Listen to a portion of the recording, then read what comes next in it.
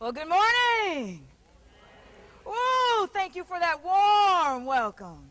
I want to thank y'all for joining us today, and I have a very important and exciting topic to share a few moments with you. My topic this morning is something that I know that many of you train on and you're concerned about and you care about. My topic this morning is sexual harassment. And I know that most of you are like I am.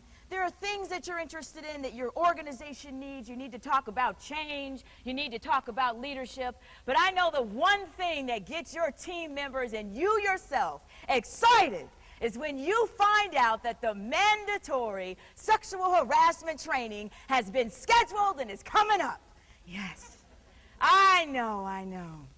One of the things that I do, that I'm fortunate enough to do, is I travel all over the country. Now, I'm very happy when I get to work in Texas because I live in Austin, Texas, but I'm all over the country. This week alone, I've worked in Washington, D.C., I worked in Chicago yesterday, and then I'm here with you today. And sexual harassment is one of my most favorite topics to deal with. One of the reasons I love sexual harassment is the enthusiastic response that most of your team members, they meet me with in the morning when I start off our mandatory training sessions.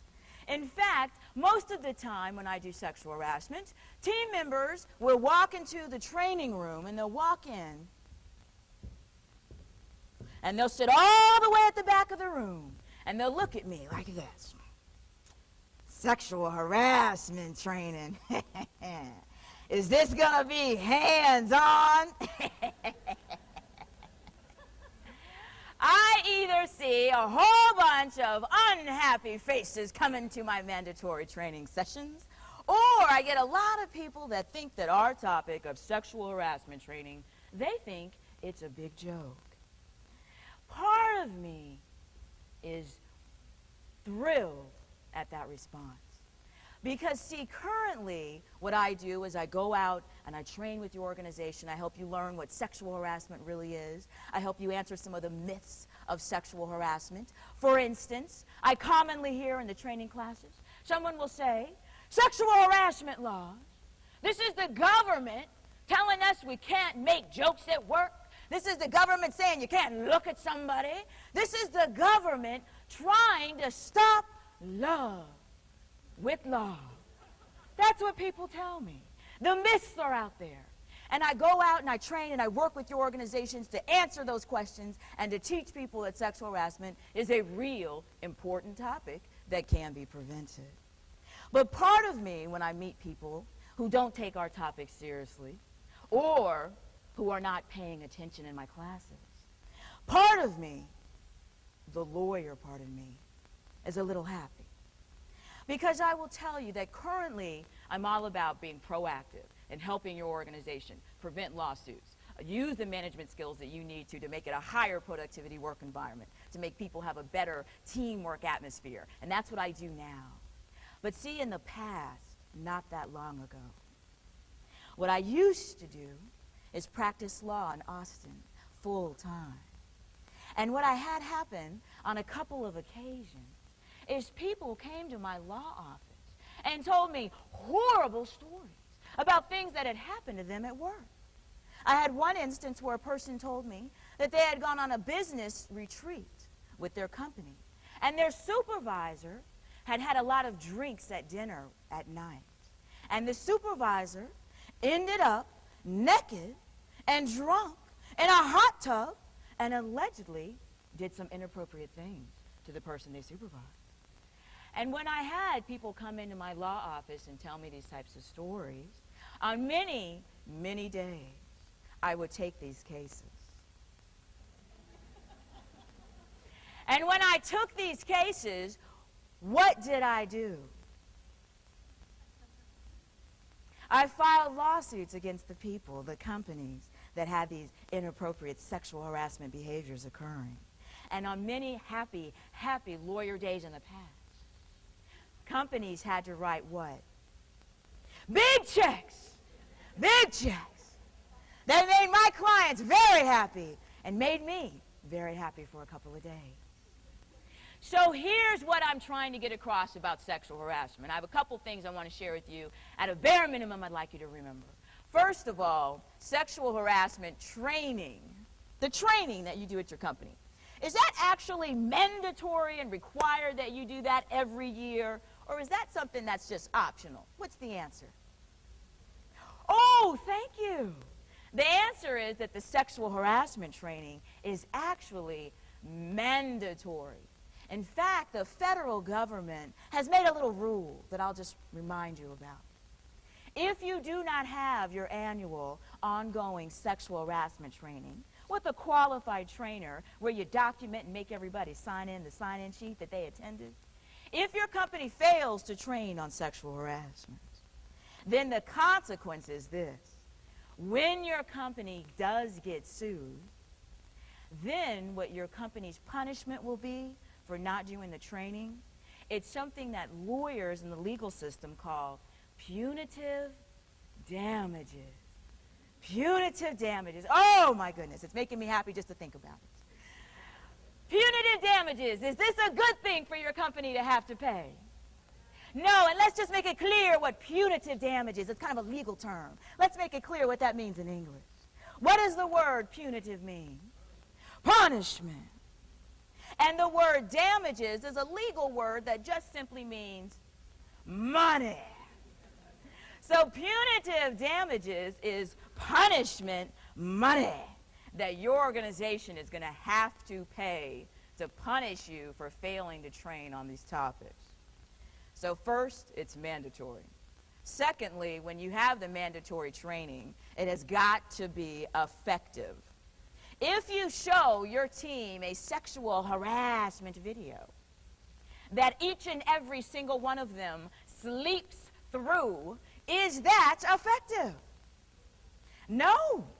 I show up to do my training many times, and I get there, and the company says, oh, we do this all the time. Our people, they have training every single year. So I get into the training session, I start asking questions to people. I ask people, I say, what does quid pro quo mean? And their eyes glaze over. I ask them, what's the name of the sexual harassment law? And they look at me and say, I don't know, I have no idea. If you are having the training, it needs to be effective. People need to learn something in it. And they should, at a minimum, be able to tell you at least what sexual harassment is and what the types are. And there's only two types that they need to learn. So the training needs to be effective. I make the training as effective as possible. I do a couple of things to make my training sessions very pertinent, effective, and enjoyable. First of all, I, in my former life, used to be a professor at the University of Texas at Austin. I used to teach business law in the business school. And I learned a technique, I developed a technique teaching at UT that I use in my training sessions from the very beginning of the session to ensure that it's going to be effective and useful and not be a waste of anybody's time. When I used to teach my business law classes, even though the majority of my students are just like you, the majority of my students were so excited and thrilled to be in business law that they came to class excited, took notes, and participated. But I had a little group of people that would come to my classes, and sometimes they'll try to come to your training classes. I had a little group of people that would come to class, and this will be shocking for you to hear, but they would actually try and sometimes succeed in falling asleep in my business law class. Now I know you're thinking, how could they do that? I don't know. So I developed a technique that I use when I train. If at any point with your group, and I will warn them about this in the beginning, if at any point in the time of our training, I look out in the training room and I see that I have lost someone. By meaning that I've lost them, I mean I look in their direction, and the participants, their eyes are closed, and their head is to the back or to the side or down, and they're making noises like they're snoring. If that happens, I have lost them. And then our mission to prevent punitive damages and to make the training effective, we can't accomplish it. So what I did as a professor and what I do as a trainer, and I warn your group early, and it seems to be effective, is I warn them. I say, if I lose any of you at any time, I say I will simply move closer to whomever it is in the room that I have lost. And then what I will do is I can and I will become louder and more animated in very close proximity to whomever it is I have lost in my mission to bring them back. That seems to work. And then I'll be honest, it's adult training, so I give them an out. I share with your group. I tell them if they cannot, if at some point throughout our day, especially after lunch, they find they cannot stay awake, I tell them it's okay if they will simply fake it. If they'll keep their eyes open during the training, and if every once in a while they glance past me, the front of the room, it looks like they're awake, and that's good enough. The training has to be effective. People have got to wake up and stay awake, and you have got to relate sexual harassment to their jobs. You have got to relate sexual harassment to their paycheck, to their behavior. Now, we have different training that we do for managers and supervisors because your managers and supervisors have heightened responsibility, and your company, your organization is 100% absolutely liable for the sexual harassment behavior of your supervisors, whether your company knew about it or not. So your managers are going to have a little bit specialized training. We're going to talk to them. I have some issues with managers. Most recently in sexual harassment training, it seems to be a challenge. So I've had to go and do some re-emphasis. I've had some managers recently that seem to have a challenge in the work environment with keeping all of their clothes on all day long while at work. I know it sounds simple. You would think they should know that. But I've had some recent instances. I've also had to have some recent instances where we need to reemphasize for management that they are managers all of the time. Does that include something like a company holiday party? Yes, it does. Does that include a business trip? Yes, it does. So we've had to clarify that for your team members and your managers to make them understand those count also. And the rules apply, and we need to keep our clothes on. I also, for your non-supervisors, am going to do sexual harassment training that is going to, in addition to teaching them the rules, making it interesting and applicable, we're going to empower them to speak up. We have got to have your team members tell supervisors and tell human resources when someone says or does something that makes them feel uncomfortable. We've got to empower them to let you know so you can resolve the issue at the organization and they don't go out and talk to those lawyers out there. We don't want that. But I know, and sometimes I'll talk about, I know how hard it is for people to speak up about issues like sexual harassment. In my own personal experience, I've had lots of jobs while I was going through school. And I had a job one time here in the state of Texas where I worked for our state comptroller. That's a state agency, our state comptroller. And I had a job where I was an administrative technician. I was an admin tech, sort of a receptionist clerical position. And I got this job. I was very young. I was in my early 20s, and I was so excited when I got my job as an admin technician at this place because it was a wonderful opportunity for me. And the job I had previously held before this job was I had spent a couple of years as a professional phone psychic for the Psychic Friends Network. True, true. So I got my new professional job, and as I was an administrative technician. And my job required a lot of filing. I had to file things in file cabinets. This job required me to bend down a lot, open up file cabinets, and file things. That was my job. I noticed the very first day of work that there was an older gentleman that worked there, a very powerful manager at the agency. And I noticed that every time that I would bend down to file something in the file cabinet, that this gentleman would sort of come from out of nowhere and kind of run and stand behind me very closely. And he would say things like, "You look very nice today," and sort of rub my back. "You look very nice today." And so what I started to do was every time my supervisor said, Courtney, you got to file something, and that's part of my job, I'd take the file, and I'd look around. I'd look down the hallway. I'd look behind me. Who was I looking for? That man. I was looking to see if he was anywhere around. And as soon as I'd look around, I'd say to myself, well, coast is clear. I don't see him anywhere. It should be all right. I would bend down to file, and what would happen? There he was.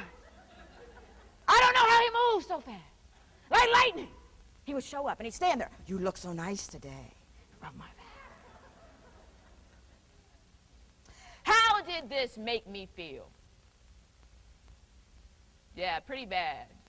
Because to clarify for those of you, I did not want him to come up behind me and stand and say, you look so nice today, and rub my back. Made me feel bad. Should I have said something to my supervisor or to human resources? Yeah, I should have. But let's be honest, my training is always based in real life. I'm a very pragmatic person. I did not say anything to anybody. Because I said to myself, I said, well, I'm an admin tech. I'm nobody. This guy is a senior manager. I said, if I say something, they're probably going to say that I'm rocking the boat. I might get in trouble. Maybe they'll fire me for bringing up this. I said, they're not going to believe me. So I said and did absolutely nothing. The fact that I said and did absolutely nothing, what did that guarantee would continue? The behavior. And it doesn't just continue, it always is going to escalate. So we went from standing behind me very closely, you look so nice today, to rubbing my back, to trying to touch my behind, and making more and more graphic comments. I understand why your team members don't speak up, but here's what you need to know. When they refuse to tell you what's happening, that little problem that you could have resolved with good management policy turns into a big problem, and then by the time they do tell somebody, it's so severe, your company's in huge trouble. So what we're going to do is we're going to take those managers aside, we're going to teach them what they need to know in a real pragmatic way and explain to them the consequences of their behavior. And for your non-supervisors, we're going to explain their rights, and we're going to empower them so they don't do what I did. And so they speak up in a way that's effective, and that you can create a high-performance work environment where you take sexual harassment seriously. And I'll just tell you now, sexual harassment, my training, it's not hands-on, and sexual harassment training is not the government trying to stop love. We'll clarify that later. Thank you so much for your time this morning. I sincerely appreciate it.